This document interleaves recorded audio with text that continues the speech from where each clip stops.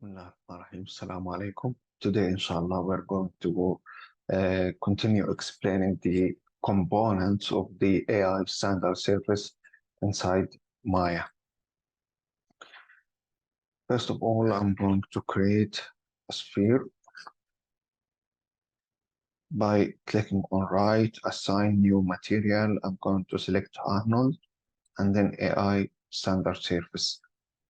And by the way, if you don't have the Arnold materials or the Arnold menu here, you can check first of all. It's better to sometimes it's not appearing here because you select, for example, rigging or any one of these. It's better to select the rendering to make sure that it will appear here.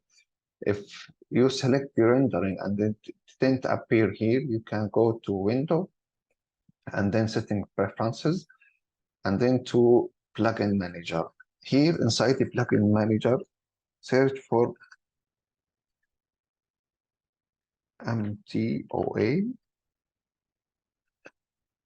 and you will find this. Make sure that the loaded and auto load, both of them are checked to make sure that you have Arnold plugin inside your Maya. If the MTOA are not available here, this means that you installed Maya without the Arnold plugin. So you need to reinstall Maya with the Arnold plugin to take advantage of these plugin inside Maya. Okay, I added an AI standard service to this material. I'm going to work with it, but before, I'm going to go to Arnold, to Lights, Sky Dome Light.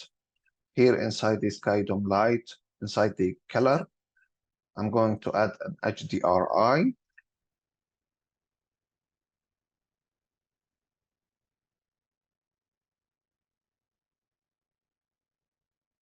For example, this one.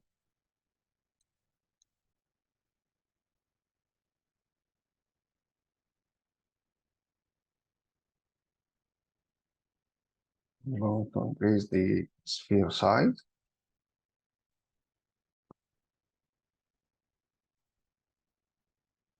And then I'm going to add another area light.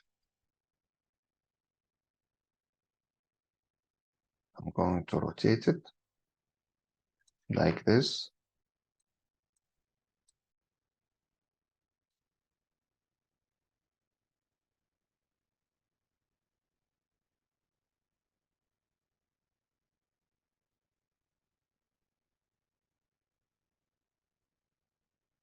Then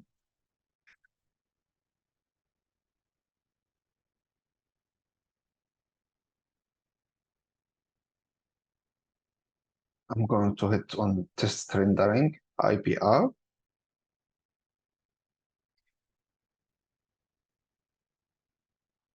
For the area light, I'm going to increase to 1000.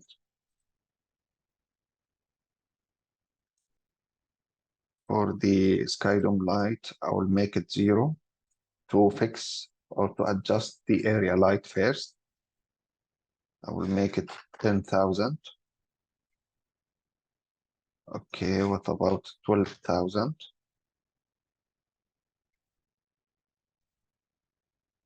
Okay, now I'm adding back the sky dome light. And now I'm going to start working on the material AI standard components available inside the attribute editor, or I can go here inside the display hypershade window. Inside here, I can fix and connect some components to the material I have. I can select any material I want inside the hypershade. I can see all the materials available inside this scene. For example, this I have the AI standard surface. For example, let me name it Mat 1. You can see it here. I can use the hypershades for many purposes. One of them, for example, if I have many materials, some of them I try them, but I didn't use them. I can go to edit to delete unused nodes. It will delete any materials didn't connect to any object inside the scene. And here inside the hypershade, I can fix the or manipulate the parameters or the components I have inside the material. But for now, I'm going to work inside the attribute editor. I need to click on the mat. I have the first window I have is the base. Inside the base, I can adjust a new material or a new image as a texture by clicking on the checker here on the label color and then to the file to add a texture. I have the weight. If I change the weight, the object will become black. If I make it 0, let me for now, I'm going to not to add an image. I'm going to change the color. For example, like this. We have here the metalness. If I increase the metalness, the appearance of the object will be close to metal. Of course, it depends how much I increase the metalness. If I make it 1,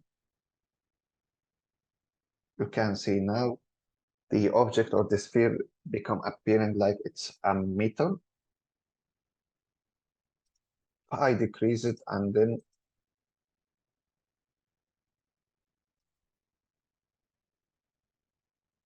the diffuse roughness adjust the amount of light falling on this object. And this is about the first window, the base. As I said, I can increase the metalness to make this object appear like it's a metal. The second window, the specular. Inside the specular, we deal with the reflection and the refraction to the object that we are selecting and to the object that the material that has the material that we are manipulating. By using the specular, we can adjust, as I said, the reflection and the reflection, how much the surface to this of this object will be reflective, also how much the amount of light could pass through and the direction of the rays to the light will be by manipulating the specular window. As I said, the reflection and the refraction. For now, the specular, the weight is 1 and the color is close to white. Okay, we have the roughness. If I increase the roughness, you can see the shape will become something like a matte. If I increase the roughness, the shape will become not reflective. If I decrease it, if I decrease the roughness, the shape will be more reflective.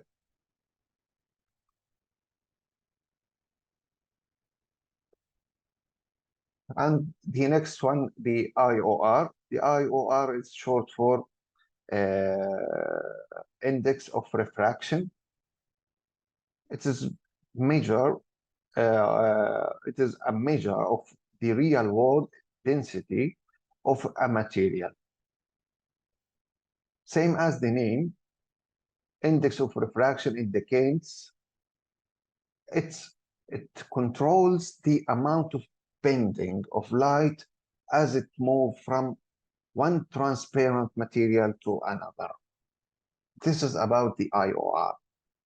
Let us try to change it.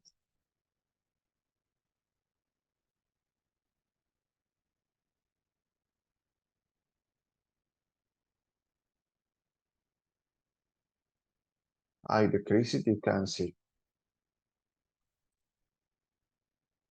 I increase the roughness, you can see the difference. If I decrease the roughness, you can see now.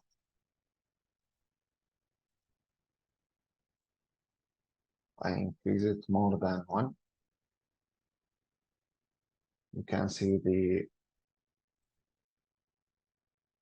white area. It's because of the light I have. I have then the anisotropy. I increase it.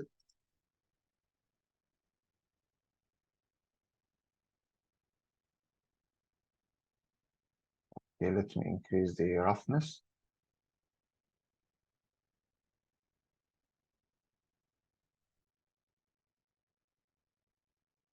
You can see now how the object reflects the light by adjusting the anisotropy. Of course, I have the rotation to rotate the reflected light.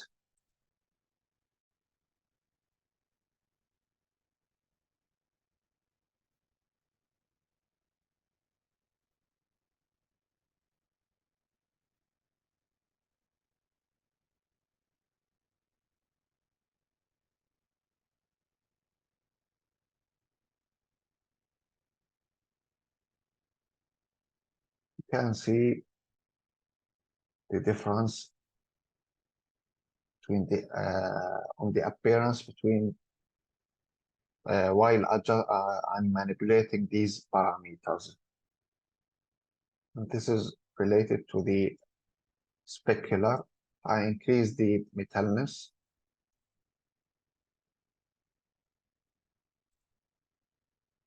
And I'm decreasing now the roughness inside the specular. You can see the output I have.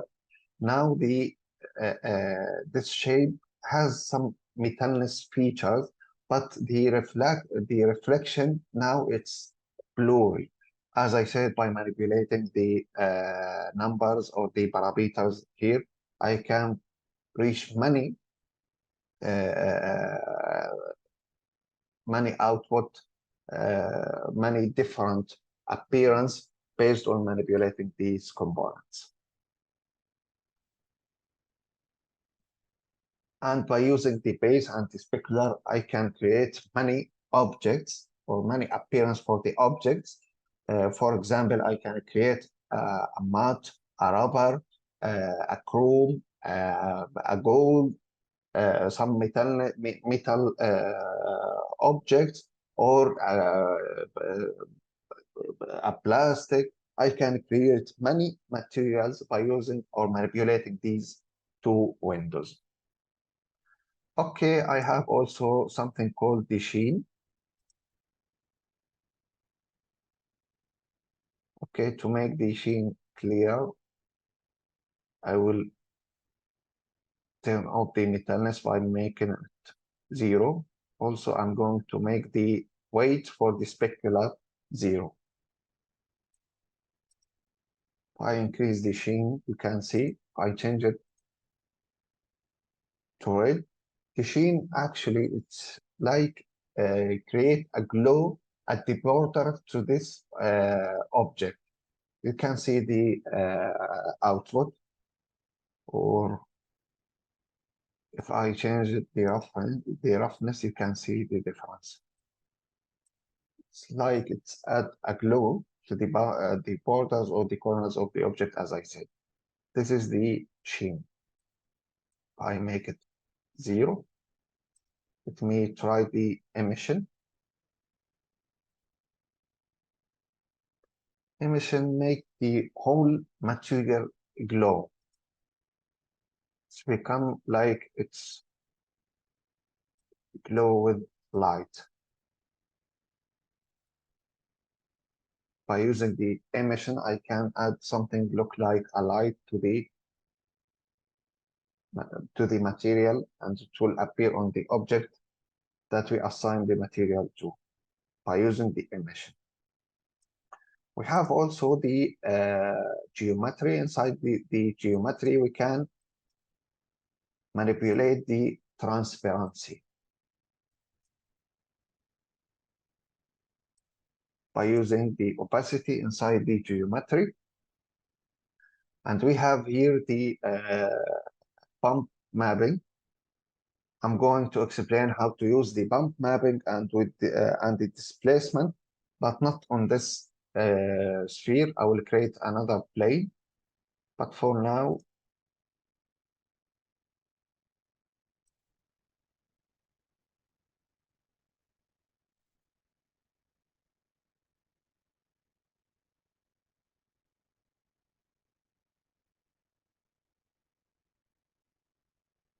take a look at the output or the rendered image for this object by manipulating the base, the specular, the sheen, the emission, and I can make it some transparent a little. By manipulating these, as I said, I can create many appearance to the object by manipulating these components inside the AI standard surface material. Okay, I'm going to stop the IBR for now. I'm going to close it. I'm going to add a plane.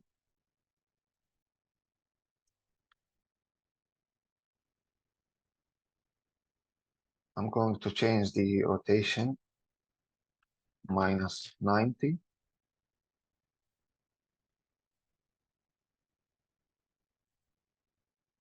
I'm going to put it right here.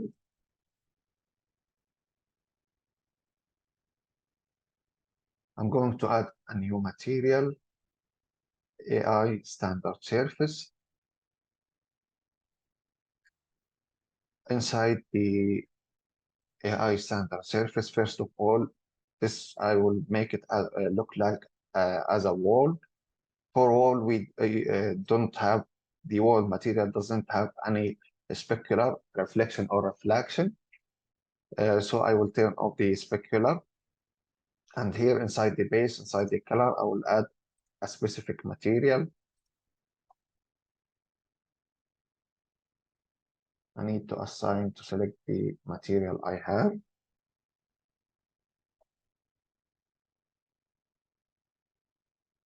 Okay, I'm going to use this one. I need to click on texture here to make the texture appears. And then I will start the IPR again. Here you can see there's a shadow caused by this sphere because we have this light. I increase the amount of this light, for example, 19,000.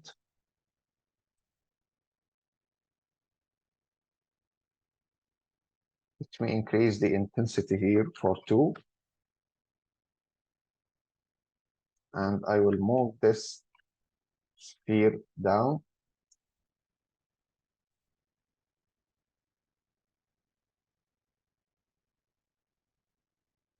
I don't want it to cause a shadow on this wall. Okay, now I have this plane. I added a bricks texture to this plane. Now I'm going to try to use the bump. By using the bump, we can add an extra details to the to any material. And these details is based on adding some lights to appear that there's an area.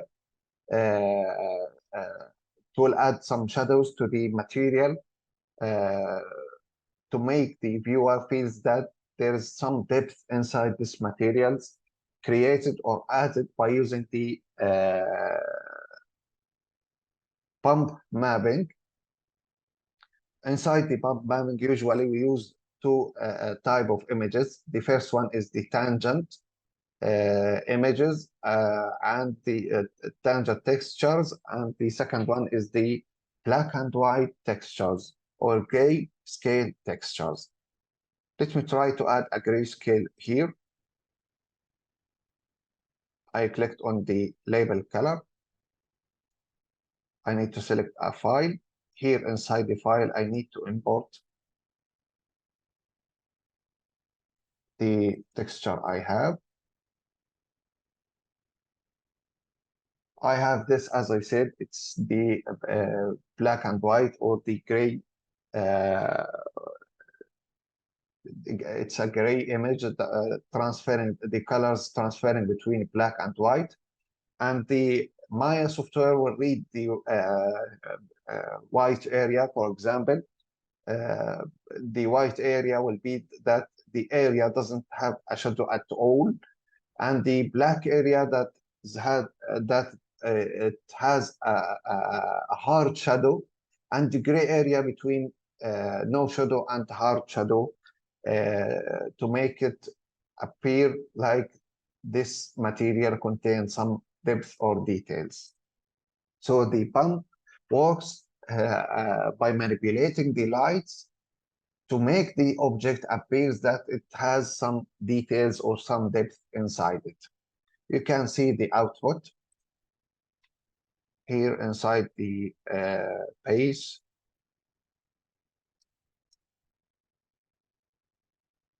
Okay, I will increase the light a little more. I will make it 4 because I have a dark material. Of course, I can fix it here inside. I have here the color balance. I can fix the material or adjust the material from here. I can add some exposure.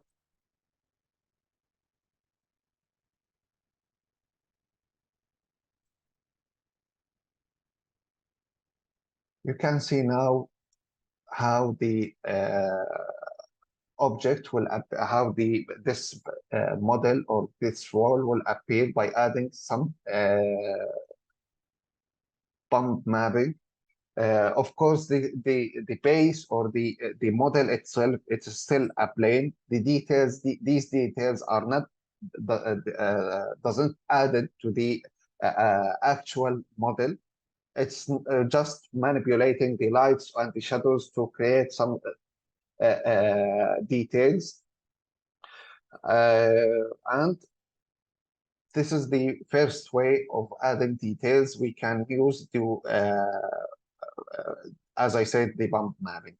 But we need to make sure that the UV for the bump mapping same as the UV for the texture. Otherwise, the details will not appear accurately. For example, if I have here inside the color, I made a repeat to UV 2 by 2.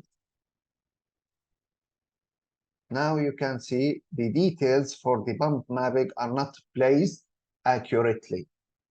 Okay, if I increase the repetition for the color, I need to increase it also for the bump mapping.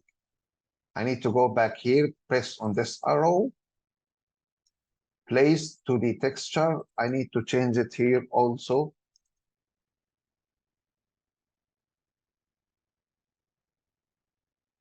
And now it will appear accurate. As I said, if we adjust the UVs for the color, for the texture, we need to adjust it for the bump and also for displacement that we are going to explain now.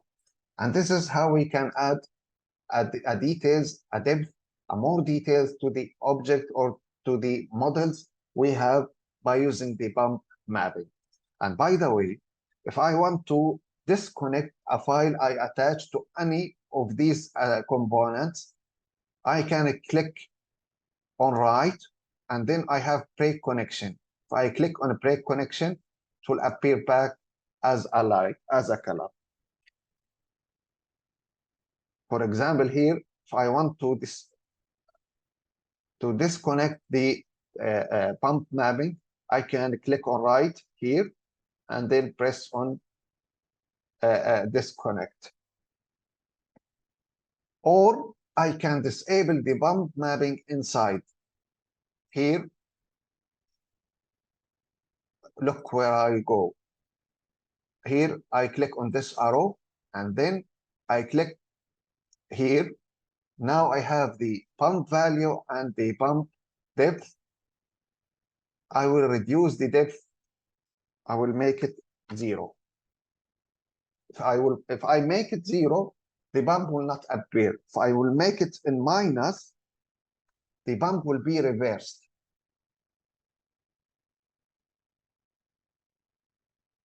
Look at the difference between -1 and 1.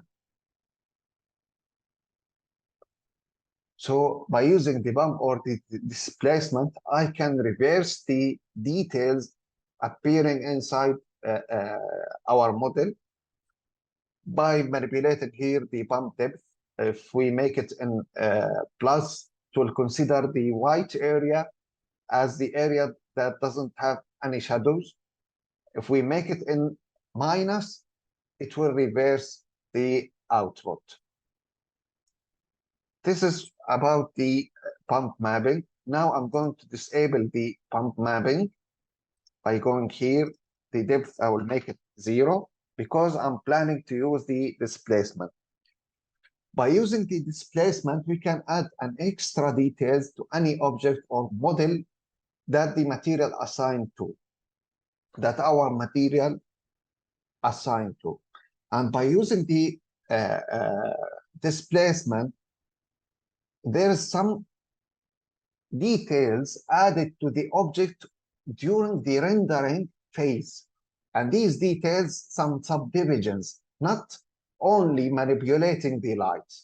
By using the displacement, we add some details, some subdivisions to increase the depth inside our object, to make our object appear that it has more details by adding some subdivisions, and these subdivisions, we will not see them inside the scene.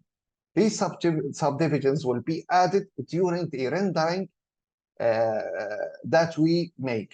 So the software, the Maya software, will make this inside Maya. But as I said, we will not see the details added here inside the scene. And this is the difference between bump mapping and displacement mapping. As I said, bump mapping manipulating the reflected light or the shadows. The displacement mapping adding some subdivisions during the rendering phase. As I said, it will not appear inside the scene. Okay, now I disabled the bump mapping. I'm going to add fix the material to add some displacement mapping. And by the way, for the displacement, we use also the black and white or the grayscale images to use the displacement.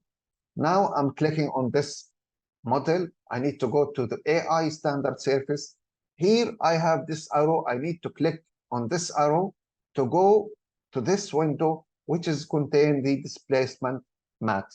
And then I need to click here, go to file. Here inside the displacement, I need to click here to add a file.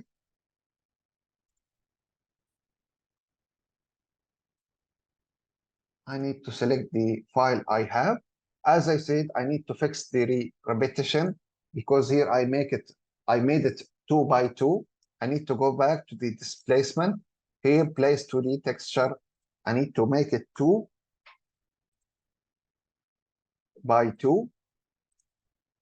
And now you can see, of course, the appearance is not accurate because, as I said, with the displacement, we work based on the number of subdivisions.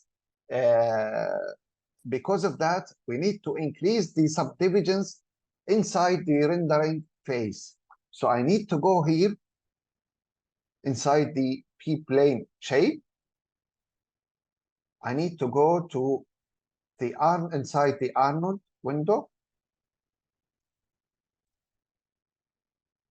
I have something called subdivisions. I need to make it, for example, linear. And here the iterations, I need to make it, for example, 4.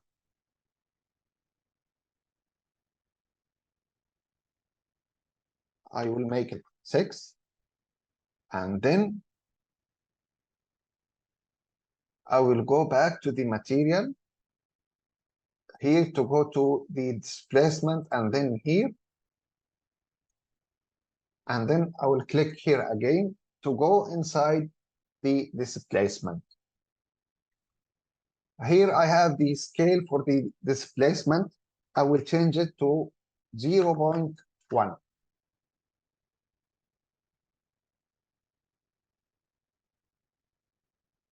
Now you can see the details. Of course, this is more than we want. We need to decrease it more. I will make it 0.01.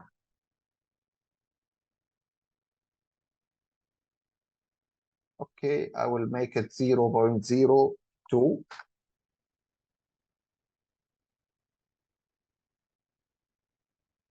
Now, as I said, the details are added during the rendering phase. Some subdivisions added inside the My softwares to make the objects appear that it has a depth or has and has more details. As I said here, I manipulated the scale. I will make, and before that, I went here to inside the P-plane shape, inside the Arnold, inside the subdivisions. I change it from none to linear. Okay, I can try the cat Clark. I increase the iterations. Number of subdivisions will be added during the rendering phase to 6. Of course, also here inside the hyper shade, you can see now, if I click on this material,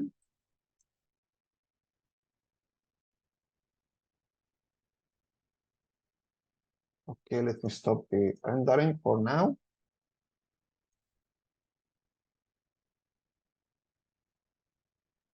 Graph network. I click on right, then I went to graph network. Now we can see all the files I added. Here I have the color. I have the color I added.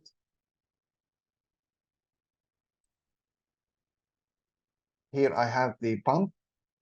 Inside the bump, I fixed the colors from here. I imported the image for the bump from here because I didn't disconnect this. I make the bump 0. You can see it here. The bump depth is 0. And here we have the color. You can see it's connected to the base,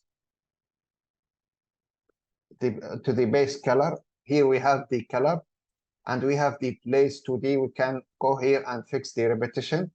And here inside the output, this is not the color, the color texture. Here we have the material, the displacement.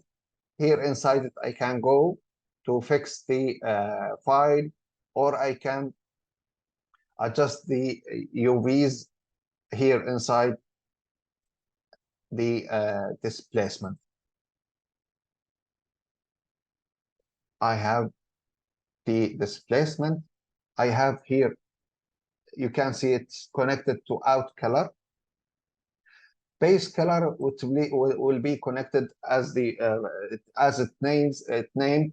Here you can see it named. I go back to the material. Here we have base, and here we have geometry. Inside it will find the bump mapping.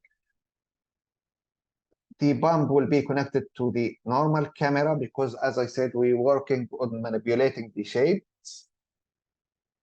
And the base color here, we can change it. We can fix the UVs, add some repetition. Here we have the bump. All of these we can manipulate here inside the hyper shade. Or, as I said, here we can go exactly. We can click here to go to the displacement, and then click here if I want to fix the UV repetition. if I want to change the file, or I can click again to change the scale for the displacement, as well as for to the bump mapping. I can click here and then I can change the UVs. If I want to change the scale or the depth, I can click here again. So we can reach this windows by using this arrow or by using the attribute editor, or as I said, I can use the hyper shade to do that. And this is in a brief how we can manipulate the components inside AI standard surface inside Maya. I hope everything will be clearer for you now, and thanks for watching.